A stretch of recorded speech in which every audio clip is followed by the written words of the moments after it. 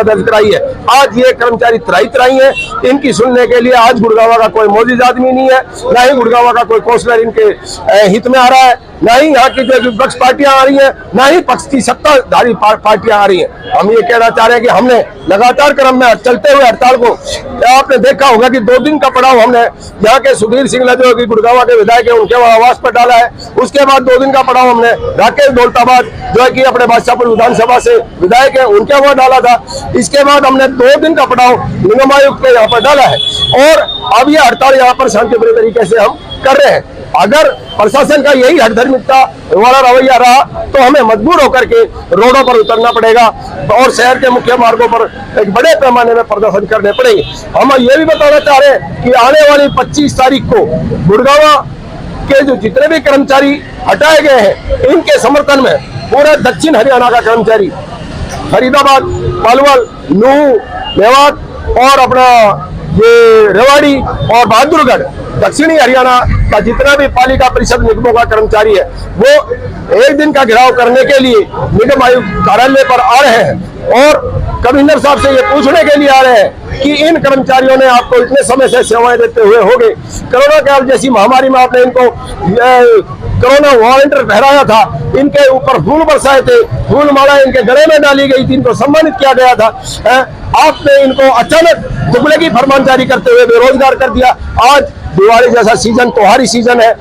कल का दशहरा है, उसके बाद कुछ दिनों बाद दिवाली भी आ रही है, इनका क्या त्योहार नहीं है? ये आज शहर की जनता जो परेशान हो रही है उनको त्योहार को मद्देनजर रखते हुए हमें भी उनकी चिंता सता रही है कि उनको हम साफ सुथरा वातावरण दें, साफ सुथरा जो है कि अपना शहर को रखे। लेकिन यहाँ का निगम प्रशासन अपनी हठधर्मिता के चलते हुए, हरियाणा सरकार अपनी हठधर्मिता के चलते हुए इन कर्मचारियों के बारे में बिल्कुल भी चिंतित नहीं है और इनका समाधान नहीं करना चाहती।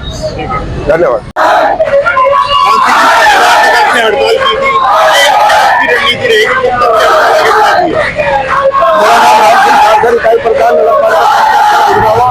मैं आपको ये बताना चाहूँगा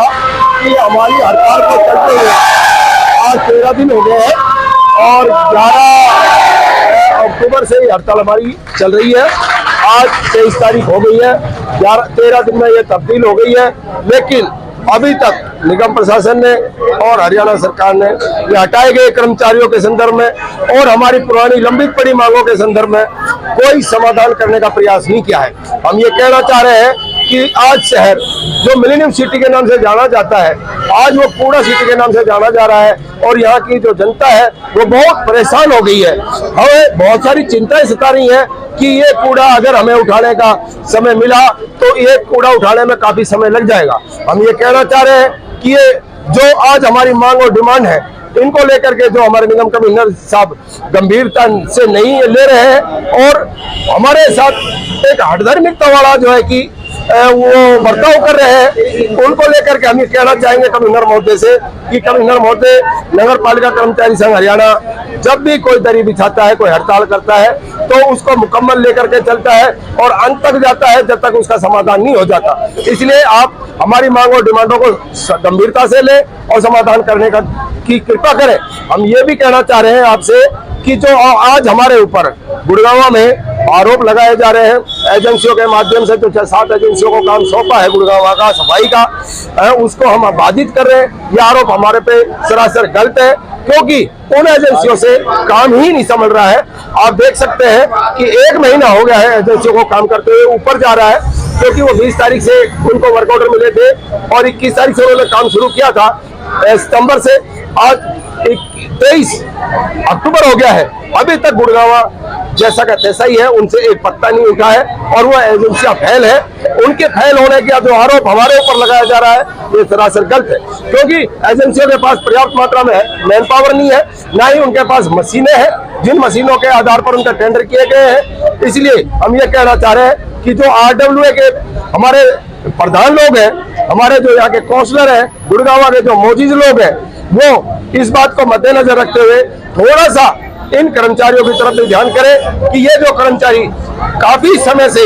5 साल से 7 साल से सेवाएं देते आ रहे हैं, इन्होंने कोरोना काल जैसी महामारी के अंदर अपनी जान को जोखिम में डालकर अपने बच्चों की परवाह न करते हुए इन्होंने जो यहाँ की सेवाएं दी है, यहाँ के नागरिकों को जो है कि सेफ रखा है।